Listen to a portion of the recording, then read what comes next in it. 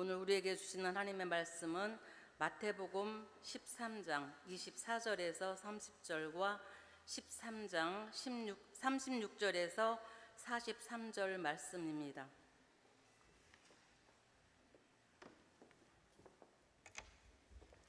예수께서 그들 앞에 또 비유를 들어 이르시되 천국은 좋은 씨를 제 밭에 뿌린 사람과 같으니 사람들이 잘 때에 그 원수가 와서 곡식 가운데 가라지를 덧뿌리고 갔더니 싹이 나고 결실할 때에 가라지도 보이거늘 집 주인의 종들이 와서 말하되 주여 밭에 좋은 씨를 뿌리지 아니하였나이까? 그런데 가라지가 어디서 생겼나이까? 주인이 이르되 원수가 이렇게 하였구나. 종들이 말하되 그러면 우리가 가서 이것을 뽑기를 원하시나이까?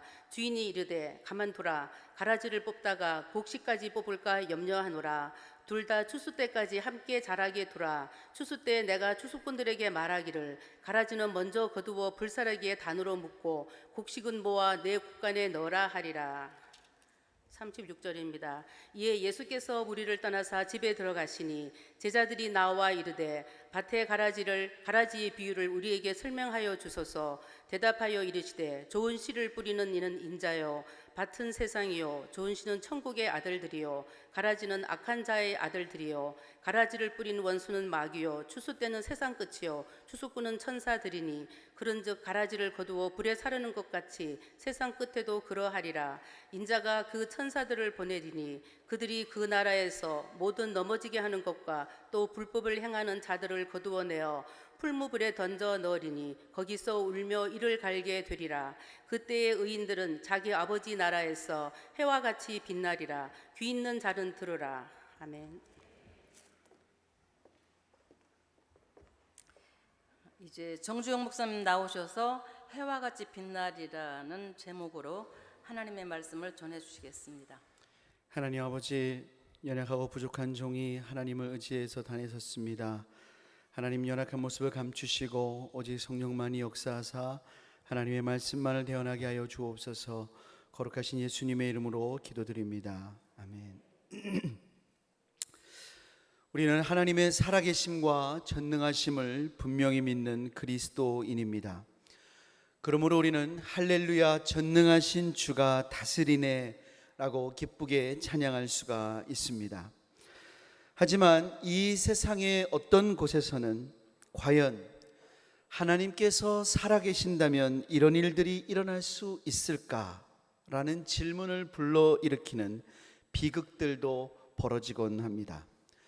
각종 테러와 세월호 사건 같은 우리가 뉴스에서 흔히 접하는 수많은 악한 범죄들, 또한 견고한 악의 구조에서 헤어나올 수 없는 고통받는 사람들이 있습니다. 북한만을 생각해도 그렇습니다. 저 불법의 나라, 인권이 짓밟히는 세상, 복음이 박해받는 그 나라를 하나님이 계시다면 왜 아직도 용인하고 계시는 것일까? 왜 하나님은 가만히 계시는 것일까? 이런 질문이 피어오를 때가 있습니다. 그런 현실 앞에서 사람들은 묻습니다. 하나님이 살아계시지 않은 것은 아닐까? 아니, 하나님이 살아계신다면 혹시 선하지 않으신 것은 아닐까? 하나님이 폭력을 좋아하시는 분은 아니실까? 아니, 그것도 아니라면 하나님이 살아계시고 하나님이 선하신데 혹시 무능하신 것은 아니실까? 우리의 비참한 현실들, 이런 질문들을 수없이 쏟아내게 만든다는 것입니다. 그러나 참 다행스럽게도 예수님께서는 본문의 비유를 통해서 바로 이와 같은 세상의 악한 현실의 원인과 하나님의 통치에 대한 해답에 대하여 미리 말씀하셨다는 것입니다. 마치 예수님께서 마태복음 24장의 종말의 때에 대하여 말씀하면서 내가 미리 말하였노라 라고 하신 것처럼 이런 이해하기 힘든 불법의 시대에 대하여서도 주님께서는 미리 말씀해 주셨습니다. 이렇게 미리 말씀해 주신 것이 소위 가라지 비유라는 것입니다. 예수님께서는 천국이 좋은 씨를 제 밭에 뿌린 사람과 같다고 하셨습니다. 주인이 좋은 씨를 제 밭에 뿌렸습니다. 그런데 사람들이 자는 동안에 원수가 와서 곡식 가운데 가라지를 덧뿌리고 갔다는 것입니다. 시간이 흘러서 싹이 나고 결실할 때가 되자 가라지가 보였습니다. 종들이 와서 주인에게 말하기를, 주여, 밭에 씨를 뿌리지 좋은 씨를 뿌리지 않았습니까? 그런데 가라지가 어디서 생겼습니까? 주인은 대답하길, 원수가 이렇게 하였구나. 하지만 주인은 이것을 뽑지 말라고 하였습니다. 가라지를 뽑다가 곡식도 뽑을까 염려가 된다는 것입니다. 도대체 이 말씀이 무슨 뜻일까요? 그래서 예수님께서는 36절부터 43절까지 따로 해석을 해주신 것입니다. 자, 이 말씀을 하나하나 풀어가기 전에 결론부터 말씀드리자면, 이 비유는 불법이 난무해 보이는 현실이라고 할지라도 여전히 선하시고 전능하신 하나님께서 통치하고 계심을 말씀하십니다. 제가 왜 결론을 처음에 말씀하냐? 혹시 졸 분이 계시기 때문에 그렇습니다. 졸더라도 기억하셔야 되기 때문에 결론을 앞에 말씀하는 거예요. 결론은 뭐냐? 선하시고 전능하신 하나님이 이 세상을 통치하고 계신다는 거예요. 그렇다고 조는 분들은 다시 한번 박수 3번을 치는 놀라운 시간이 벌어질지도 모르는 것입니다. 그러므로 하나님 백성들은 어떤 상황에서도 불법에 무너지지 말고 의로 승리하라는 것이에요. 그리고 그렇게 의로 승리하면 아버지의 나라가 임할 때 의인들은 해와 같이 빛나는 영광을 얻게 된다는 것입니다. 이 시간 가라지 비유와 그 해석을 통해서 이 불법한 현실과 하나님의 통치가 어떻게 이루어지고 있는지 하나씩 살펴보도록 하겠습니다. 제일 먼저 살펴볼 것은 첫 번째로 악은 사탄으로부터 비롯된다는 것입니다. 본문 25절을 읽도록 하겠습니다. 시작. 사람들이 잘 때 그 원수가 와서 곡식 가운데 가라지를 덧뿌리고 갔더니, 가라지를 원수가 덧뿌리고 갔습니다. 가라지는 어디에서 비롯되었습니까? 원수가 뿌려놓은 것입니다. 이것은 하나님께로부터 말미암은 것이 아니다라는 것입니다. 여기서 원수는 단수입니다. 예수님이 이것을 해석해 주실 때 이렇게 말씀하셨습니다. 39절도 읽어보겠습니다. 시작. 가라지를 뿌린 원수는 마귀요, 추수 때는 세상 끝이요, 추수꾼은 천사들이니. 예수님은 가라지를 뿌린 원수는 마귀라고 그랬습니다. 여기서 마귀도 단수로 지칭됩니다. 우리가 이 악한 세계도 좀 정확히 알 필요가 있어요. 성경에서 말하는 마귀는 언제나 단수입니다. 마귀, 사탄, 옅뱀, 용, 루시퍼는 다 같은 거예요. 이거는 하나님을 대적했던 천사장 루시퍼를 말하는 거예요. 다 한 존재를 말하는 거예요. 이게 최고의 존재, 악의 원흉입니다. 그럼 이 루시퍼가 타락할 때 함께 타락했던 그 수많은 천사들, 타락한 천사들은 귀신, 악령, 그들은 복수로 주로 많이 나와요. 근데 여기서 나온 단수, 이 원수는 옅뱀, 사탄, 마귀예요. 이게 바로 원수다 그 말이에요. 예수님께서는 주기도문에서도 악에서 구하옵소서라고 기도하라고 가르쳐 주셨습니다. 이 마귀의 괴계에 빠지지 않도록 기도하라는 것입니다. 가라지는 이 바로 원수가 뿌려놓은 악한 자의 아들들, 바로 마귀의 백성들을 가리킵니다. 이 마귀는 하나님이 창조하시고 복 주신 세상에 가라지를 덧뿌려 놓습니다. 분명히 하나님은 세상에 좋은 씨를 뿌려놨는데 거기에 비슷하게 가라지를 덧뿌려 놓는 거예요. 예를 들어 볼까요? 하나님은 사람들에게 지혜를 주셨습니다. 여러분, 사람들이 얼마나 지혜가 있어요. 여러분, 1000년 전에 토끼나 지금 토끼나 똑같을까요? 다를까요? 1000년 전의 양이나 지금 양이나 똑같을까요? 같을까요? 지금 사람과 1000년 전 사람은 달라요.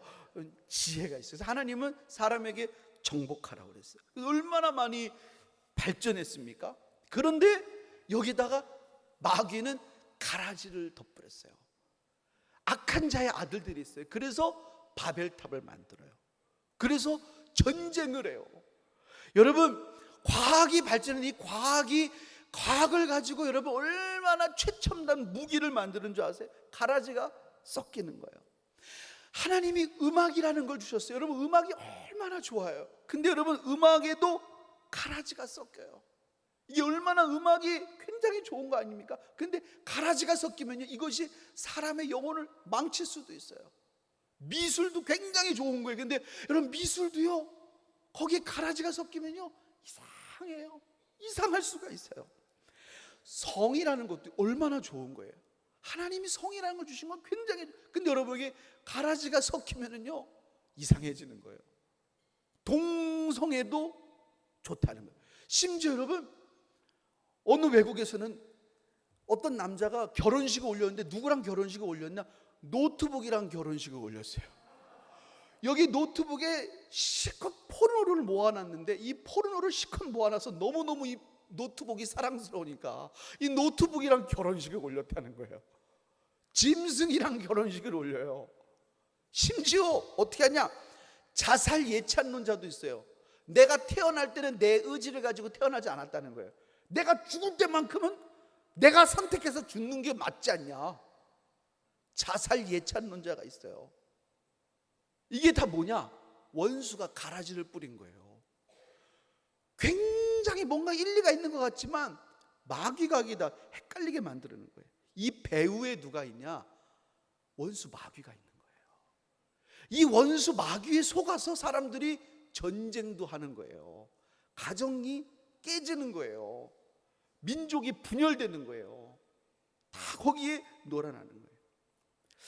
여기서 우리는 자연스럽게 질문이 듭니다. 왜 하나님은 이런 불법한 가라지를 바로 걷어내시지 않을까요?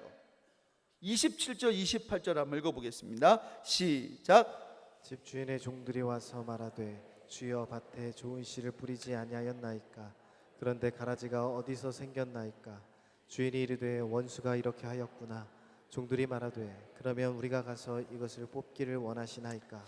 종들은 천사를 의미합니다. 천사들은 하나님께 이걸 뽑기를 원하십니까? 라고 물었습니다. 그러니까 이게 무슨 말이냐? 뽑기 원하십니까? 원하시면, 하나님 원하시면 당장에 뽑아버리겠습니다 라는 말이에요. 그러니까 뽑아낼 수 없어서 안 뽑아낸다는 게 아니다 이 말이죠. 그런데 하나님은 그렇게 즉결 심판을 보류하셨습니다. 29절부터 30절 읽어보겠습니다. 시작. 주인이 이르되 가만두라. 가라지를 뽑다가 곡식까지 뽑을까 염려하노라. 둘 다 추수 때까지 함께 자라게 두라. 추수 때에 내가 추수꾼들에게 말하기를 가라지는 먼저 거두어 불사르게 단으로 묶고 곡식은 모아 내 곡간에 넣으라 하리라. 하나님께서는 가만두라. 가라지를 뽑다가 곡식까지 뽑을까 염려가 된다고 하셨습니다. 하나님께서 즉결 심판을 하실 수가 없어서가 아니라 알곡을 아끼시기 때문에 당장의 심판을 안 하시겠다는 것입니다. 근데 여러분, 더 정확히 말하자면 하나님께서 즉결 심판을 아예 안 하시냐? 하실 때도 있습니다. 하나님은요, 때때로 바로바로 심판을 하실 때가 있어요. 예를 들면 누가복음 13장에서 예수님께 어떤 사람들이 빌라도가 어떤 갈릴리 사람들의 피를 그들의 제물에 섞은 일로 아랬습니다. 근데 예수님께서 이렇게 말했어요. 이 갈릴리 사람들이 이같이 해 받음으로 다른 모든 갈릴리 사람들보다 더 죄가 있는 줄을 아느냐? 너희에게 이르노니 너희도 만일 회개하지 않으면 다 이와 같이 망하리라 라고 하셨습니다. 여러분, 예수님 말씀이 뭘 의미합니까?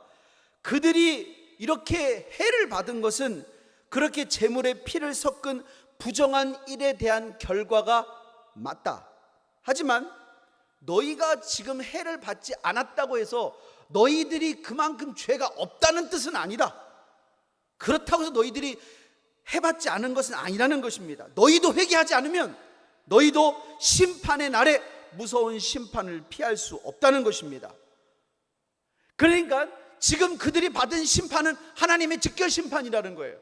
하지만 너희들도 직결 심판 받을 만한 정도의 수위의 죄가 있지만 하나님은 직결 심판 너희들에게 지금 안 했다는 거예요. 하지만 회개하지 않으면 너희들을 위한 심판은 예비되어 있다는 거예요. 그러니까 하나님이 어떤 경우에는 하시는 경우도 있어요.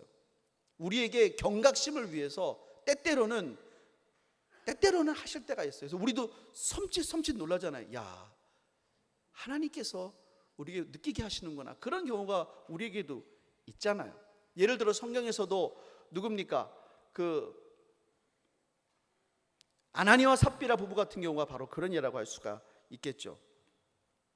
근데 하나님은 알곡을 아끼시기 때문에 그렇게 가라지를 거두어내지 않으시겠다고 그랬습니다.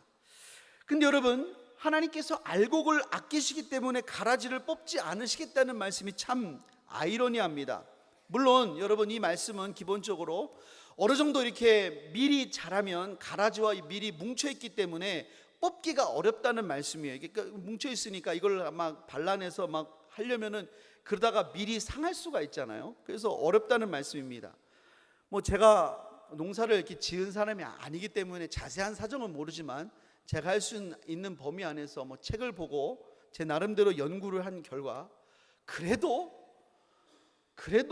의지가 있다면 뭐 양이 많겠지만 잘 발라낸다면 뽑아낼 수도 있을 거예요. 그렇지 않겠습니까? 의지가 있다면은 하나하나 해가지고 이렇게 하나하나 해가지고 가라지를 이렇게 해서 이렇게 뽑아낼 수 있지 않겠습니까? 얼마나 여러분 밀이 괴롭겠습니까? 가라지 때문에 잘 발라내면 뽑아낼 수 있을 거예요. 정말로 알곡을 위한다면 그렇게 해서 가라지를 뽑아내야 되지 않겠습니까? 저는 그래야 된다고 생각해요. 근데 여러분, 하나님은 알곡 때문에 뽑아내지 않으신다는 거예요. 거기엔 중요한 이유가 있다고 생각해요. 그 이유는 진짜 알곡은 불법의 시대에 믿음으로 사는 것으로 그 신실함을 증명해내기 때문입니다. 악한 마귀가 불법으로 사람들을 호리는 방법이 무엇인지 아십니까? 그것은 온갖 대단한 힘과 능력과 미혹하는 것들로 사람들을 미혹하는 거예요. 데살로니가 후서 2장 9절부터 12절 한번 읽어보도록 하겠습니다. 2장 9절부터 12절 다 함께 읽습니다. 시작. 악한 자의 나타남은 사탄의 활동을 따라 모든 능력과 표적과 거짓 기적과 불의의 모든 속임으로 멸망하는 자들에게 있으리니 이는 그들이 진리의 사랑을 받지 아니하여 구원함을 받지 못함이라. 이러므로 하나님이 미혹의 역사를 그들에게 보내사 거짓 것을 믿게 하심은 진리를 믿지 않고 불의를 좋아하는 모든 자들로 하여금 심판을 받게 하려 하심이라. 이런 것들이 악한 원수가 심어놓은 가라지가 좋아하는 역사들입니다. 가라지들은 이런 것에 열광합니다. 그래서 여러분, 이단들은 이런 꾀임에 속아 넘어갑니다. 여러분 그거 아세요? 이단에서 나온 사람들이 참 많이도 다른 이단으로 넘어간다는 거 아세요? 그리고 이단들이 또 다른 이단들의 영향을 주는 거 아세요? 참 신기해요. 진리를 믿지 않고 불의를 좋아하는 사람들의 성향이 있어요. 그래서 이단에서 나온 사람들이 또 다른 이단으로 가는 거예요. 뿐만 아니라 이렇게 번쩍거리는 것을 좋아하는 사람들, 세상에 번쩍거리고 향락에 빠져 살면서 하나님의 나라를 소망하지 못하는 사람들이 있어요. 그러나 사랑하는 여러분, 알곡은 이런 것들을 바라보지 않습니다. 오히려 신실하신 하나님의 말씀을 붙잡는 사람들입니다. 산이 흔들리고 세상 사람들이 다 돌아서도 변함없이 하나님의 말씀만을 붙잡는 사람들입니다. 하나님께서 이런 알곡들로 하여금 불의의 시대를 당당히 통과하게 하심으로써 당신의 백성들이 얼마나 하나님만을 경외하는지를 온 땅에 증거하시고 당신의 존귀하신 이름이 높임받기를 기뻐하십니다. 제가 군목으로 있을 때 우리 군인 형제들이 여자친구가 헤어지잖아요. 그럼 얼마나 아파하는지 몰라요. 그럼 이제 너무 힘들 때는 아예 들어오지 않으니까 조금 어느 정도 상처가 아물 때쯤 가서 제가 꼭 해주는 말이 있어요. 잘 헤어졌다. 잘 헤어졌어. 걔는 절대로 네 짝이 아니다. 걔는 절대로 만났으면 될 애가 아니야. 그런 애를 만났다가 네 인생이 망칠 뻔했어. 그런 애는 절대로 만나면 안 되는 애야. 할렐루야. 여러분 절대로 만나면 안 되는 사람이에요. 여러분 3개월도 안 돼서 고무신을 꺾어 신는 사람을 왜 만납니까? 절대로 만나면 안 되는 거예요. 하나님께서는 그런 불의의 시대의 알곡을 일부러 두는 거예요. 불법의 시대의 믿음을 지키는지를 두고 보시는 거예요. 일부러 두고 보게 하셔서 그들의 믿음이 버티는지를 보게 하시는 거예요. 자, 이렇게 불법이 성행하는데도 하나님 말씀을 붙들고 있을 거냐? 이렇게 불법이 성행하는데도 하나님 말씀이 맞다고 할 거야? 이렇게 세상이 난리치는데도 맞다고 할 거냐고. 그런데도 하나님 말씀이 맞는지를 붙들고 있는지 그 믿음을 보시는 거예요. 그러므로 필연적으로 나타날 말세의 영적인 현상이 있습니다. 본문 30절 한번 읽어보겠습니다. 본문 30절 시작. 둘 다 추수 때까지 함께 자라게 두라. 추수 때에 내가 추수꾼들에게 말하기를 가라지는 먼저 거두어 불사르게 단으로 듣고 모아 내 곡간에 넣으라 하리라. 예수님께서는 둘 다 추수 때까지 함께 자라게 두라고 하셨습니다. 말세가 되면 알곡도 자라고 가라지도 다 자랍니다. 말세에는 영적인 양극화 현상이 일어난다는 것입니다. 하나님의 나라도 최대한 무르익고 불의의 세계도 그 악한 것이 극단으로 치닫습니다. 그러니까 여러분, 마지막 때에는 복음이 땅끝으로 전파되고 악한 것들도 그 악한 대로 아주 그냥 그 악한 모습이 극단으로 나타날 거예요. 지금보다 더 악한 모습이 막 그냥 판을 치게 될 것입니다. 여러분, 지금도 복음이 곳곳의 언어로 세계로 다 막 퍼져나, 곳곳의 언어로 성경이 번역되고 있습니다. 선교사님들이 세계 곳곳으로 다 나가고 있습니다. 반면에 상상도 못했던 범죄 또 박해들이 나타나고 있습니다. 이 세상은 선택하고 결단하기에 따라서 주를 위해서 그 어느 때보다도 더 깊고 풍성한 헌신이 가능할 것입니다. 여러분, 이제는 평신도들이 다 일어나는 시대가 될 것입니다. 기존에는 뭐 헌신한다 그러면 목회자만 헌신하는 시대였다고 생각한다면 이제는 모든 평신도가 막 일어나는 시대가 될 것입니다. 여러분들이 다 막 군대같이 일어나서 주의 나라를 위해서 헌신하고 복음을 전하고, 여러분들이 다 이 땅을 위해서, 민족을 위해서, 여러분 이 땅에 얼마나 많은 교회들이 있습니까? 열방을 위해서 일어나는 시대들이 다 될 것입니다. 여러분들이 마음만 먹으면 유튜브에, 여러분이 마음만 먹으면 인터넷에 하나님 말씀 배울 수 있는 것들이 수도 없이 깔려 있고, 우리가 훈련 받을 수 있는 곳이 수도 없이 깔려 있고, 무장할 수 있는 곳이 우리 교회도 얼마나 많이, 여러분들이 마음만 먹으면 훈련 받을 수 있는 것들이 너무나 많이 깔려 있어요. 너무나 많은 것들이 무장되어 있어요. 이제는 주의 군대를 할 수 있는 것들이 너무나 많이 있어요. 이런 말씀들이 곳곳에 세계 열방에 막 흩어져서 들어가기 시작합니다.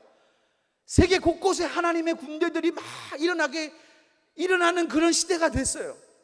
반면에 악한 것들도 세계 곳곳에서 잡아낼 수 없을 만큼 퍼지는 시대가 됐습니다. 양극화 시대가 벌어지게 됐어요. 그리고 그런 것들은 너무나 신속하게 벌어지게 될 것입니다. 저는 그때 여러분들이 의의 무기가 되기를 소원합니다. 불의의 무기가 되지 않기를 주님의 이름으로 축복합니다. 사랑 여러분, 주님께서는 추수의 그날이 분명히 속히 이른다고 하셨습니다. 마태복음 24장 30절 이하를 보면 인자가 구름을 타고 능력과 큰 영광으로 오는 것을 볼 텐데 큰 나팔 소리로 천사들을 보내시리니 그의 택하신 자들을 하늘 이 끝에서 저 끝까지 사방으로 모으신다고 하셨습니다. 얼마나 장엄하고 영광스러운 광경이겠습니까? 저와 여러분이 이때 주님을 맞이하는 거룩한 신부가 되시기를 주님의 이름으로 축복합니다. 본문 41절부터 43절 읽어보겠습니다. 41절부터 43절까지 시작. 인자가 그 천사들을 보내리니 그들이 그 나라에서 모두 넘어지게 하는 것과 또 불법을 행하는 자들을 거두어내어 불무불에 던져 넣으리니 거기서 울며 이를 갈게 되리라. 그때의 의인들은 자기 아버지 나라에서 해와 같이 빛나리라. 귀 있는 자는 들으라. 하나님께서는 바로 그날에 악한 자에 대한 최종적인 심판을 행하십니다. 그 나라에서 모든 넘어지게 하는 것, 또 불법을 행하는 자들을 거두어낸다고 하셨습니다. 완전히 뿌리를 뽑아내는 것입니다. 그리고 그때 하나님 말씀대로 불법의 시대에도 믿음을 지켰던 의인들은 자기 아버지의 나라에서 해와 같이 빛난다고 하셨습니다.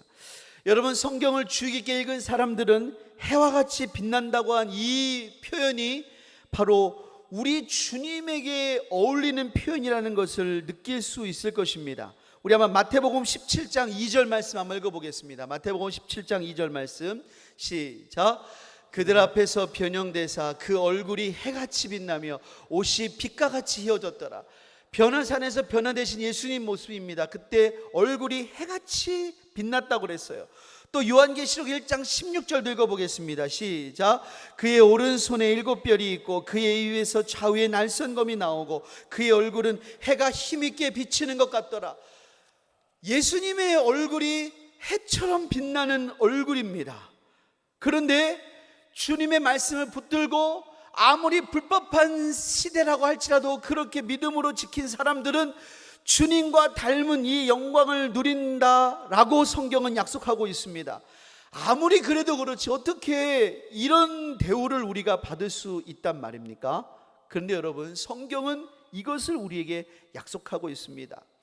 고린도전서 15장 49절에 보면 우리가 흙에 속한 자의 형상을 입은 것 같이 또한 하늘에 속한 이의 형상을 입을 것이라고 말씀합니다.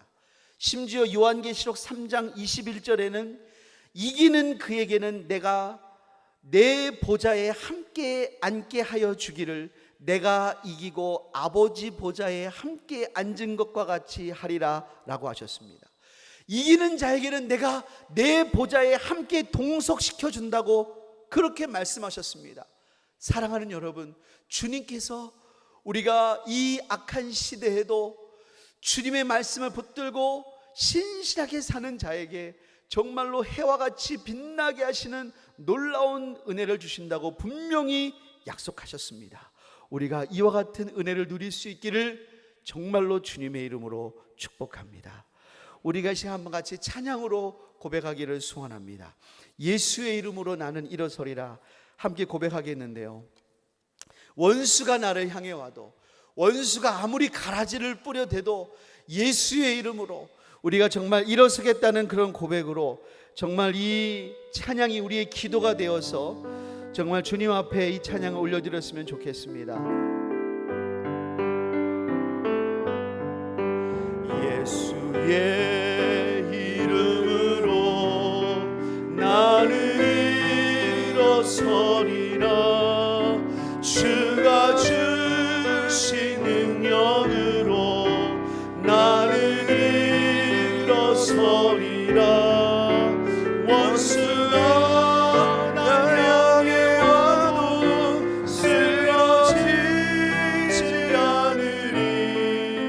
주가 주신 능력으로, 주가 주신 능력으로, 주가 주신 능력으로 일어서 다시 한번 예수의 이름으로, 예수의 이름으로 나는 일어서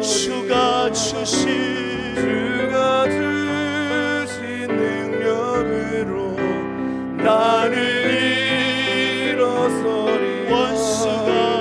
원수가 날 향해 와도 쓰러지지 않으리. 주가 주신 능력으로, 주가 주신 능력으로, 주가 주신 능력으로 일어서리. 마지막으로 예수의 이름으로, 예수의 이름으로 나는 일어서리라. 주가 주신 능력으로 나는